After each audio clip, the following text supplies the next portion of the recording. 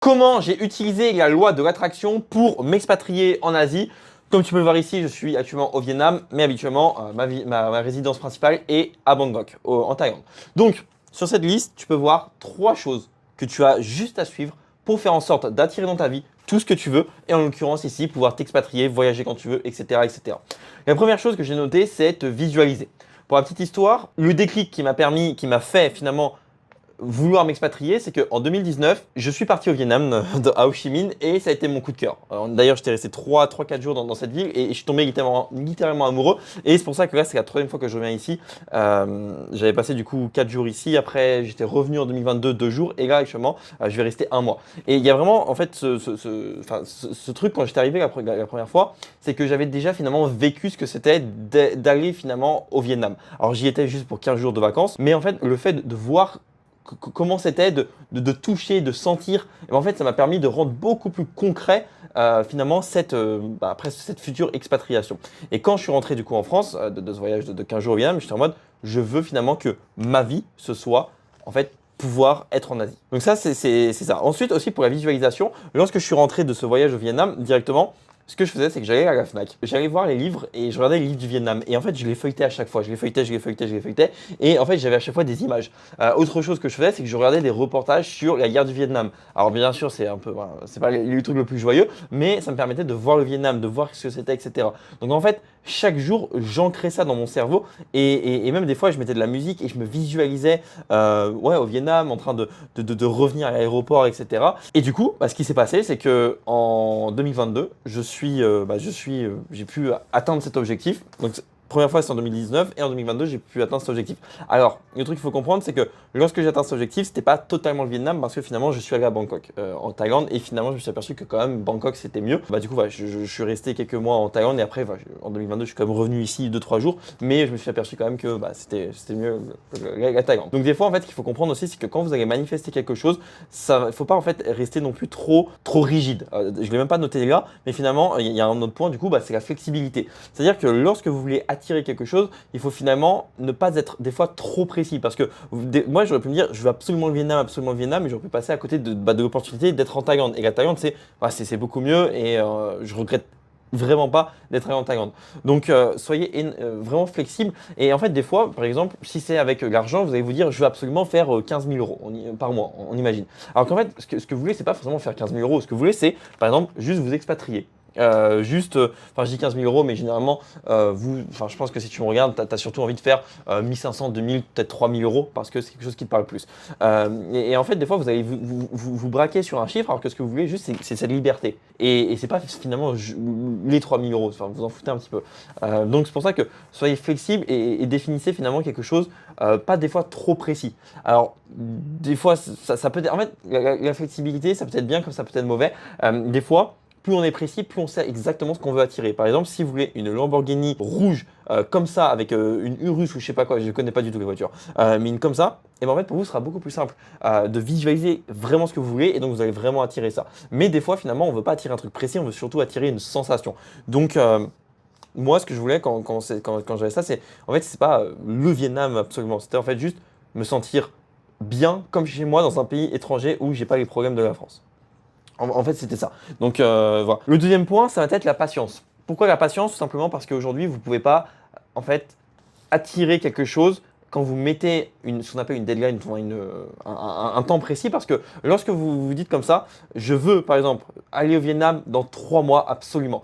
En fait, vous allez mettre un peu des sensations un petit peu de manque, d'empressement, de choses comme ça, et vous allez finalement vouloir forcer les choses, alors que finalement les choses arriveront quand elles doivent arriver. Ok, ne forcez surtout pas les choses. Lorsque je suis arrivé à Bangkok, du coup je suis arrivé à Bangkok en septembre 2022, de septembre 2021 à septembre 2022, j'étais en Bulgarie. Et je sais, voilà, je faisais ma vie, etc.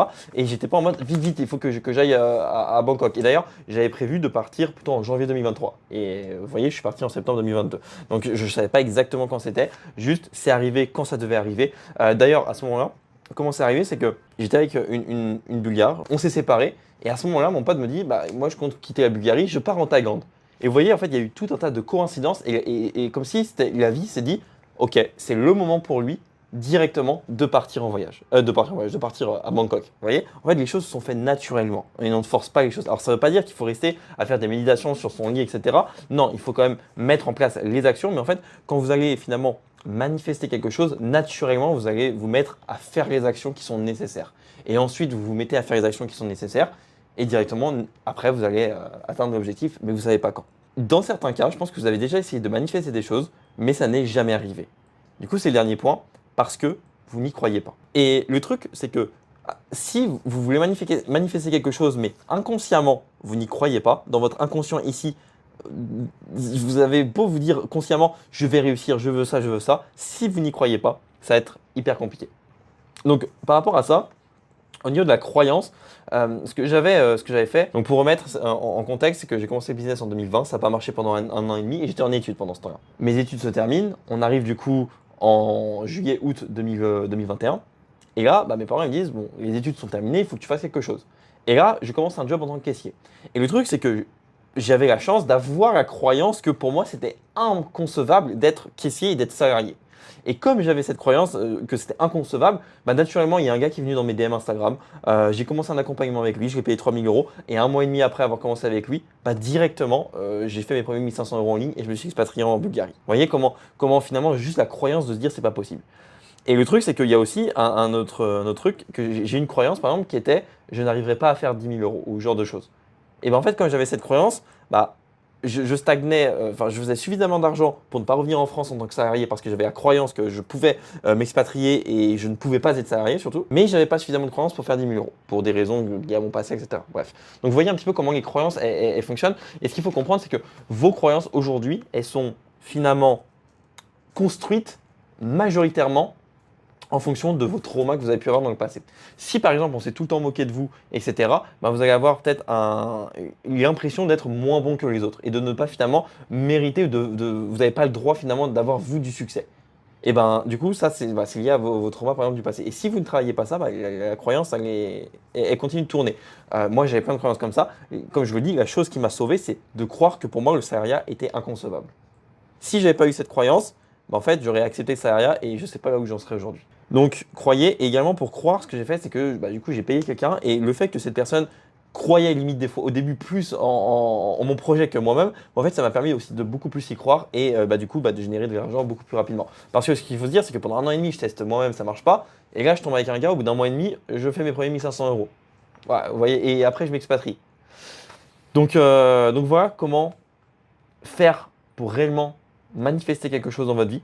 Si aujourd'hui, vous voulez faire en sorte de manifester le fait de pouvoir vous expatrier, de pouvoir, comme moi, vivre ici en Asie, pouvoir voyager quand vous voulez, au Vietnam, là ça se trouve, d'ici quelques mois, d'ici un mois ou deux, je vais partir à Bali, après au Japon, etc. Si c'est vraiment cette vie-là que vous avez envie aujourd'hui, directement, il y a un lien dans la description.